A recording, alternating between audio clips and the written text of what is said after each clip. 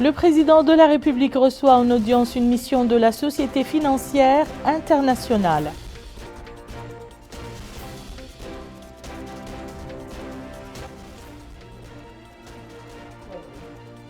Le Conseil des ministres adopte des projets de décret portant création de 6 nouvelles muqata'a et prend une série de mesures visant à administrer les prix des denrées alimentaires et reculer le couvre-feu à minuit à compter de ce soir.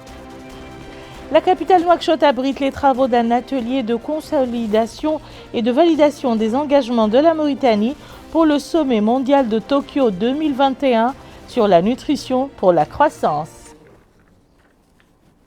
C'était les titres de cette édition. Madame, Monsieur, bonsoir. Avant de commencer, pour se prémunir de la Covid-19, faites-vous vacciner et respectez les mesures préventives. Nous ouvrons ce journal par les activités du président de la République. Monsieur Mohamed El-Cheikh El-Ghazouani a reçu en audience aujourd'hui une mission de la Société financière internationale conduite par le vice-président régional pour l'Afrique, Monsieur Sergio Pimenta. L'entretien a porté sur la coopération entre notre pays et la SFI, spécialisée dans l'aide au secteur privé dans les pays en voie de développement. L'audience s'est déroulée en présence de messieurs Ousmane Mahmoudou Khan, ministre des Affaires économiques et de la promotion des secteurs productifs, Mohamed Ahmed Ould Mohamed Lemine, directeur de cabinet du président de la République, El Hassan Ould Zeyn, chargé de mission à la présidence de la République, Madame Josine Koïda, directrice chargée de la Mauritanie à la SFI, et Christina Santos, représentante résidente de la Banque mondiale en Mauritanie. Et à sa sortie d'audience, le chef de la mission a fait la déclaration suivante. Écoutons-le. J'ai eu le grand honneur d'être reçu par son Excellence, Monsieur le Président de la République, Monsieur El-Ghazouani, et nous avons eu un échange très fructueux dans le cadre de ma visite en Mauritanie. Nous sommes venus pour avoir des échanges sur comment est-ce que la Société financière internationale peut soutenir les entreprises mauritaniennes dans le contexte d'une sortie de crise Covid qui a évidemment eu un gros impact sur ce pays comme à travers le monde. Comme nous le savons, le développement de l'Afrique se fera avec un soutien important du secteur privé, et il est donc important de soutenir le secteur privé mauritanien ainsi que les investisseurs étrangers et mauritaniens qui veulent investir en Mauritanie pour créer de l'emploi pour les jeunes, pour les femmes et pour recréer une croissance durable qui aura un impact sur ce pays à long terme. Je vous le disais en titre, le Conseil des ministres s'est réuni aujourd'hui sous la présidence de M. Mohamed El-Cheikh El-Ghazouani, président de la République. Le communiqué final sanctionnant les travaux de ce Conseil avec Abdelrahman Hamad. Le Conseil des ministres s'est réuni le mercredi 8 septembre 2021 sous la présidence de son Excellence M. Mohamed El-Cheikh El-Ghazouani, président de la République. Le Conseil a examiné et adopté les projets de décrets suivants. Projet de décret portant création et délimitation de la muqata'a d'Ad el-Begrou dans la wilaya de Houd al-Sharqi. Projet de décret portant création et délimitation de la muqata'a de Touil dans la wilaya de Houd al-Gharbi. Projet de décret portant création et délimitation de la muqata'a al-Ghsayba dans la wilaya de Gorgol. Projet de décret portant création et délimitation de la muqata'a de Mal dans la wilaya de Brakna. Projet de décret portant création et délimitation de la muqata'a de Tekan dans la wilaya de Trarza. Projet de décret portant création et délimitation de la muqata'a de Wampou dans la wilaya de Guidimara. Le Conseil a également adopté un projet de décret modifiant certaines dispositions du décret numéro 2017-132 du 20 novembre 2017 accordant les permis d'exploitation numéro 2480 CE2 pour les substances du groupe D dans la zone de Tijirit, wilaya de Nchiri, au profit de la société Tijirit Research Exploration. Le Conseil a en outre adopté des projets de décret accordant des permis de recherche pour les substances des groupes 1 et 2 au profit de la SNIM-SEM au niveau des wilayas de l'Adrar et de l'Inchiri. Il a enfin adopté des projets de décret accordant certains permis de recherche pour les substances du groupe 2 au niveau de la wilaya de Tirzamur à la société Emiral Mining Sarl. Le ministre de l'Intérieur et de la Décentralisation a présenté une communication relative à la situation intérieure. Le ministre des Pêches et de l'Économie maritime a présenté une communication relative aux grands axes de la politique du secteur des pêches et de l'économie maritime. Cette communication fait le diagnostic des insuffisances de la stratégie du secteur des pêches et de l'économie maritime en vigueur depuis juillet 2020 et esquisse les grandes lignes d'une nouvelle politique tendant à améliorer les performances et l'impact de ce secteur vital, notamment à travers une prise en compte plus effective de ces différentes composantes maritimes, continentales et économiques. Le ministre de la Culture, de la Jeunesse, des Sports et des Relations avec le Parlement a présenté une communication sur les principaux aspects du Festival des Cités du Patrimoine. Cette communication vise une refondation du Festival des Villes Anciennes en tirant les leçons des précédentes éditions et en corrigeant certains dysfonctionnements constatés à ce niveau dans le but de favoriser l'atteinte des résultats stratégiques escomptés en matière de développement culturel. Pour faire face à l'augmentation récente des prix des denrées de première consommation et atténuer leurs effets sur les populations, le gouvernement a décidé de mettre en œuvre une série de mesures comprenant l'administration des prix de dites denrées, y compris la viande, l'augmentation de l'approvisionnement des boutiques d'Azur, l'augmentation et la diversification des variétés de poissons distribués et enfin la mise en place d'un dispositif rigoureux de suivi pour s'assurer du respect et de l'application effective et permanente de ces mesures. Par ailleurs, suite à la tendance à la baisse des cas du Covid-19 et dans le souci d'alléger le poids des mesures de restrictions sanitaires sur les populations, le Conseil a décidé de reculer le couvre-feu à minuit à compter de ce soir, tout en invitant les populations à maintenir les gestes barrières et à se faire vacciner. Enfin, le Conseil a pris la mesure individuelle suivante.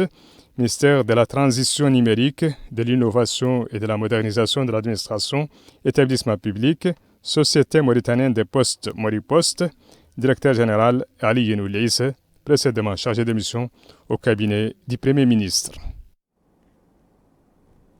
Au cours du traditionnel point de presse organisé par le porte-parole du gouvernement, le ministre de la Culture, de la Jeunesse, des Sports, des Relations avec le Parlement, M. Mokhtar Ould-Dahi, et ses homologues de l'Intérieur et de la Décentralisation, Mohamed Salmoul Merzouk, de la Santé, Sidioul Zahab, de la Pêche et de l'Économie maritime, M. Dioul Zeyn, ont commenté les résultats du Conseil des ministres.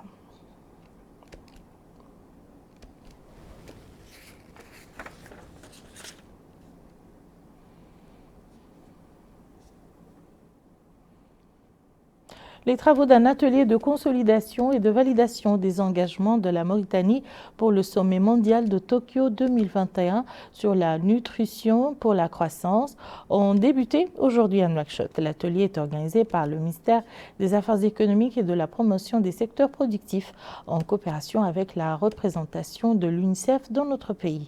Abdoul Adamaba.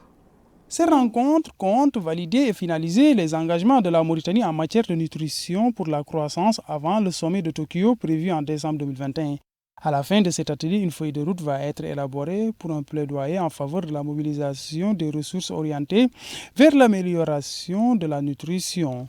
Plusieurs représentants des départements ministériels, des acteurs de la société civile et du secteur privé prennent part à cette rencontre. Le secrétaire général du ministère des Affaires économiques et de la promotion des secteurs productifs, Mohamed Mustafa Ould Abdi Ould Jiyid, a affirmé que la santé, de manière générale, en particulier la nutrition, est un élément important des objectifs du gouvernement. Il s'agit, dit-il, d'œuvrer dans le cadre de la lutte contre la malnutrition dans les milieux vulnérables et améliorer la qualité de l'alimentation par une nutrition saine. Dans plusieurs régions et départements à risque, la dynamique communautaire s'est également renforcée, notamment grâce au partenariat avec les ONG nationales et internationales ici présentes, ce qui a permis de mobiliser les communautés de manière plus durable pour la prévention, y compris l'alimentation du nourrisson et du jeune enfant, et pour la prise en charge de la malnutrition aiguë. Grâce à la campagne intégrée pour la vaccination de la santé de l'enfant organisée en juin 2021 par le ministère de la Santé à travers tout le pays et avec l'appui des partenaires, en parallèle avec le rattrapage de la vaccination, un dépistage systématique de la malnutrition a pu avoir lieu cette année.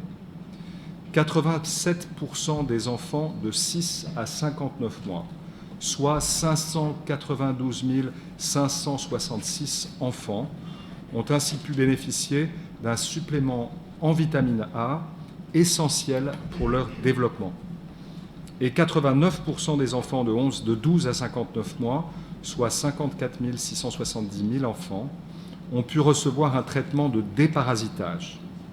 Notons que cette campagne a également été l'opportunité pour la deuxième fois en Mauritanie de promouvoir l'enregistrement des enfants à l'état civil à la naissance et d'identifier ceux qui ne l'étaient pas.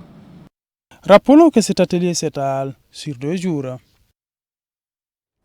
Une mission de la Société financière internationale a effectué une visite de travail à l'Union nationale du patronat mauritanien, au cours de laquelle elle a eu une réunion avec le président de l'Union et plusieurs membres de cette instance. La visite vise à renforcer le partenariat entre les secteurs publics et privés, à encourager le climat des affaires et à discuter de certaines questions liées à l'investissement dans notre pays. Le point avec El Hajj Abdallah Hiddin. Une délégation de la Société financière internationale est actuellement en Mauritanie. Sa visite a débuté par une réunion avec les acteurs économiques nationaux dans les locaux de l'Union nationale du patronat mauritanien.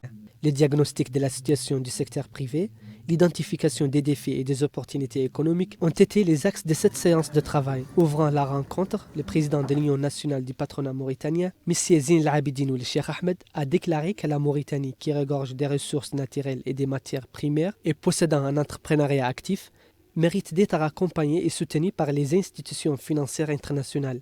Il a exprimé son souhait de voir cette visite couronnée par le tissage de partenariats mutuellement bénéfiques dans les différents secteurs vitaux. Le vice-président de la Société financière internationale a expliqué la finalité de sa visite et les objectifs de son institution. Nous sommes ici pour mieux comprendre quels sont les défis auxquels le secteur privé mauritanien doit faire face et comment est-ce que nous pouvons, avec nos instruments, vous soutenir dans une phase de redémarrage après la pandémie, dans une phase de sortie de crise économique. Je pense que c'est aussi l'opportunité de bâtir un partenariat et de réfléchir comment, de façon conjointe, nous pouvons trouver des solutions pour la situation. Le but de la Société financière internationale, qui se focalise sur le soutien au secteur privé, est d'identifier les opportunités dans ce pays pour pouvoir créer de l'emploi, créer des opportunités économiques et promouvoir la croissance et le développement du pays. Il mérite d'être mentionné que la Société financière internationale est membre du groupe de la Banque mondiale, une société financière qui œuvre à appuyer le secteur privé dans le pays en voie de développement. Notre pays a enregistré récemment une augmentation du nombre de cas de la conjonctivite. Pour se prémunir de cette maladie, les autorités sanitaires recommandent aux citoyens de garder un niveau élevé de la propreté et éviter l'exposition à la hausse des températures. Le point avec Najia Jakani.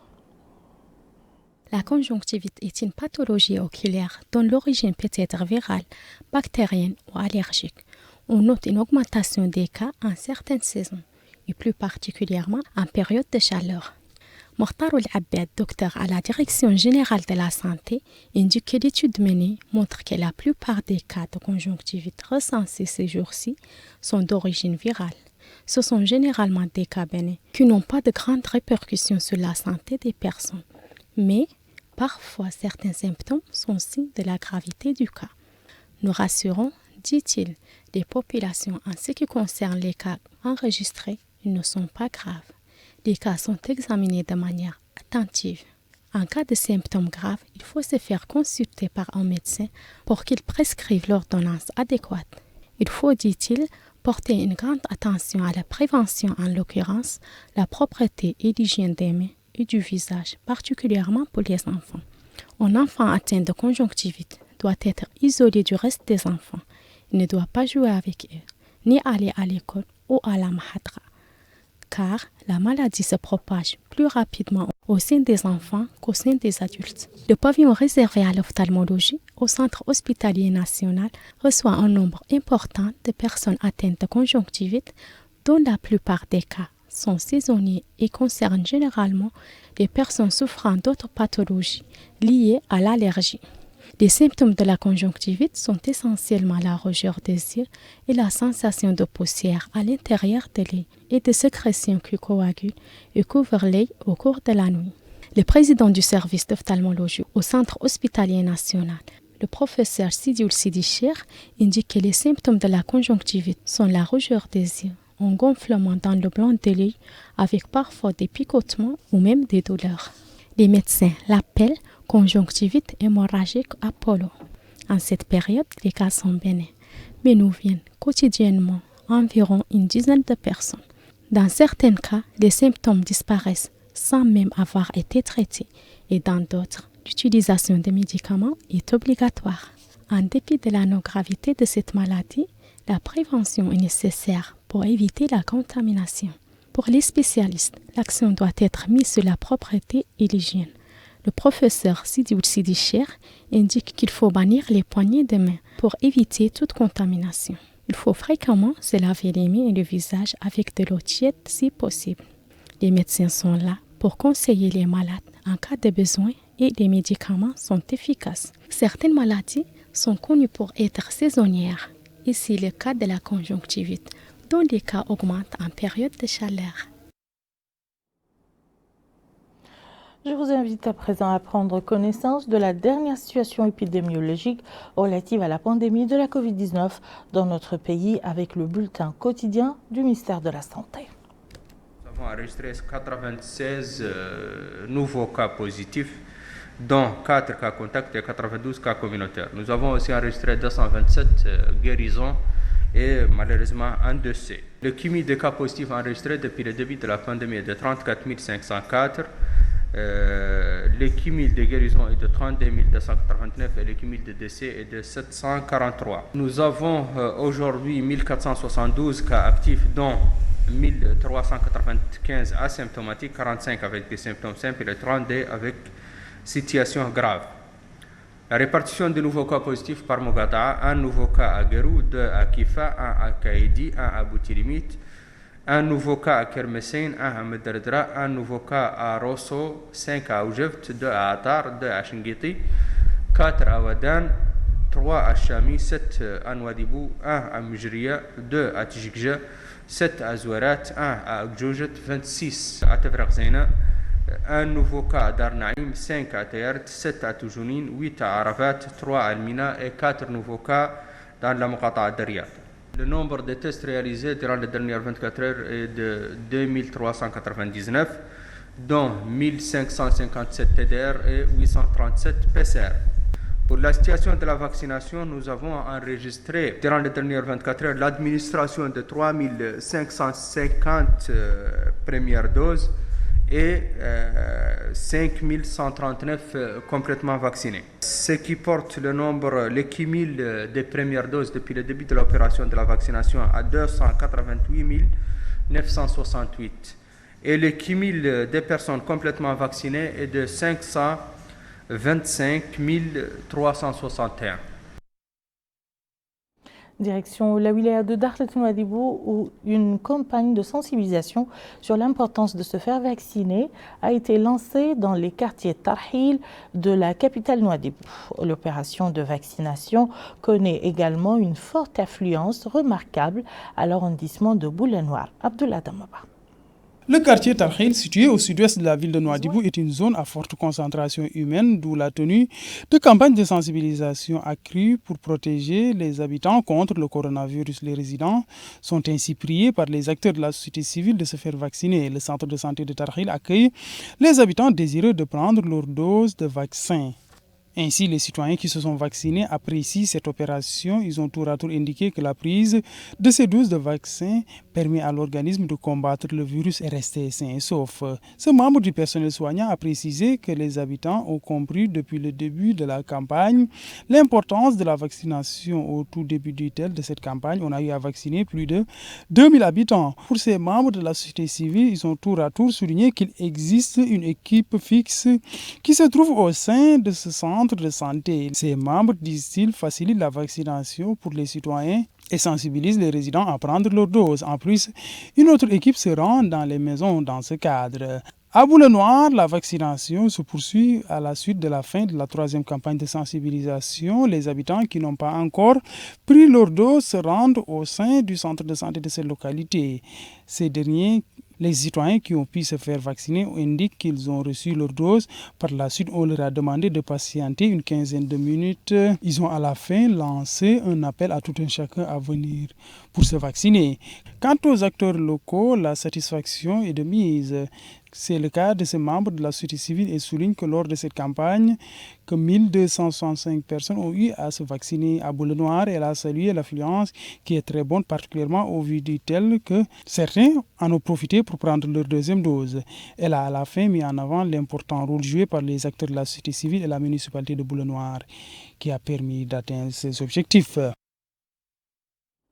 Et nous clôturons ce journal à partir de la wilaya de l'Adrar où le ministère de l'Action sociale, de l'Enfance et de la Famille a fourni des financements à 12 projets collectifs des femmes et de personnes handicapées dans les 4 muqata'a de la wilaya de l'Adrar. L'objet est de promouvoir l'insertion de ces franges vulnérables dans la vie active. Le point avec Houroul Mouaila. Dans la ville d'Adrar, cette femme reçoit sa part de financement des projets collectifs au profit des femmes et des personnes en situation de handicap. Cette initiative généreuse s'inscrit dans le cadre du programme Awlawiyati du président de la République, M. Mohamed Ould-Cheikh Al-Ghazouani, dont bénéficieront des dizaines de femmes et de personnes en situation de handicap dans la wilaya de l'Adrar. Le conseiller du Wali, chargé des affaires politiques et sociales, M. Cheikh Ould-Bilal, a souligné que l'autonomisation des femmes et la protection de leurs droits constituent l'un des axes stratégiques du programme du président de la République, M. Mohamed Ould-Cheikh Al-Ghazouani. Il a ajouté que le secteur de l'action sociale, de l'enfance et de la famille a mis en œuvre le programme ambitieux d'autonomisation des femmes et d'intégration des personnes en situation de handicap dans le cycle économique. De son côté, le maire adjoint d'Adrar, M. Cheikh Mel'aini Nour Cheikh Saadbou, s'est déclaré réjoui de cette action qui participe de l'autonomisation de franges vulnérables de la société, qui étaient exclues de la vie économique dans la wilaya et qui vont pouvoir entreprendre des activités génératrices de revenus, créatrices d'emplois et à forte incidence sociale. Les bénéficiaires ont remercié le ministère des Affaires sociales, de l'Enfance et de la Famille pour cette aide généreuse. Cette cérémonie de remise de financement de projets collectifs au profit des femmes et des personnes vivant avec handicap vise à élever le niveau de production économique de groupes vulnérables de la société. Fin du journal, tout de suite le rappel des titres. Le président de la République reçoit en audience une mission de la Société financière internationale.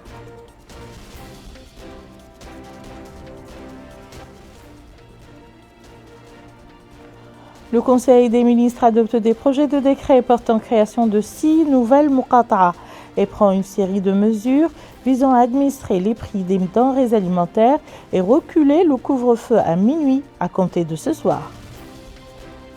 La capitale Nouakchott abrite les travaux d'un atelier de consolidation et de validation des engagements de la Mauritanie pour le sommet mondial de Tokyo 2021 sur la nutrition pour la croissance. Merci, madame, monsieur, de nous avoir suivis. À demain.